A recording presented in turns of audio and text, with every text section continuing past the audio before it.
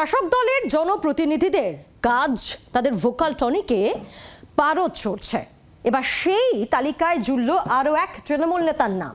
পোশাকি নাম পাড়ায় সমাধান। শুনেছেন, দেখেছেন, আমরা সবাই দেখছি। কারণ শাসক নেতার পারিবারিক সমাধান হয়ে পড়ল এবার এই পাড়ার সমাধান প্রকল্প।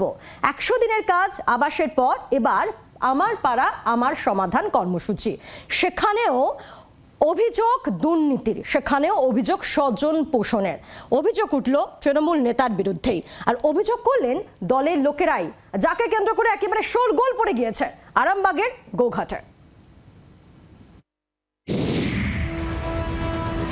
আমার পাড়া আমার সমাধান প্রকল্পে দুর্নীতি স্বজন পোষণের অভিযোগে শোরগোল আরামবাগের গোঘাটে। পঞ্চায়েত সদস্যের বিরুদ্ধে দুর্নীতির অভিযোগ তুলেছেন তৃণমূল কর্মীদেরই একাংশ।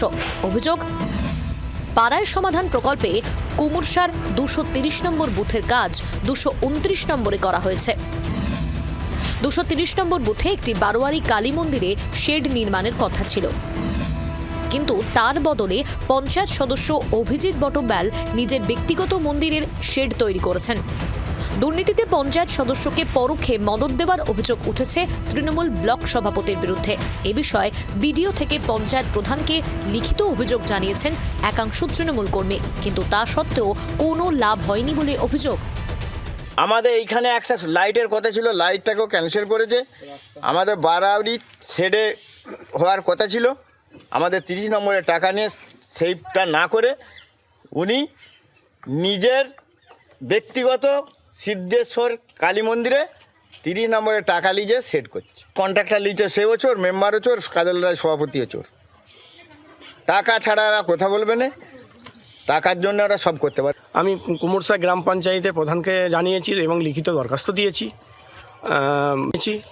আমি পাড়ায় যে সমাধান যে প্রকল্পটি হয়েছিল তাতে বারোয়ারি সেট ও কালী মন্দির নির্মাণের জন্য দেওয়া ছিল।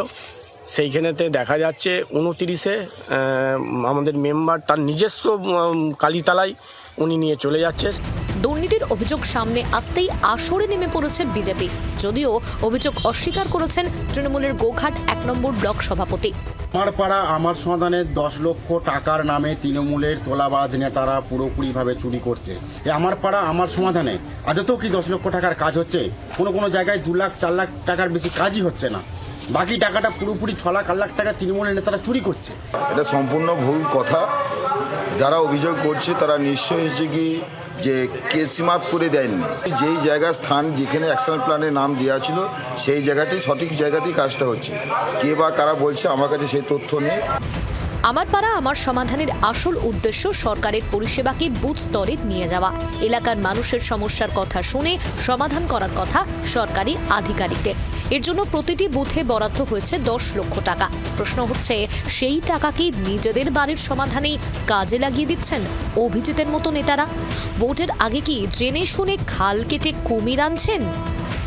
দিব্যেন্দুর রিপোর্ট, জি 24 ঘন্টা। বাংলার আওয়াজ, বাঙালির আবেগ, জি 24 ঘন্টা।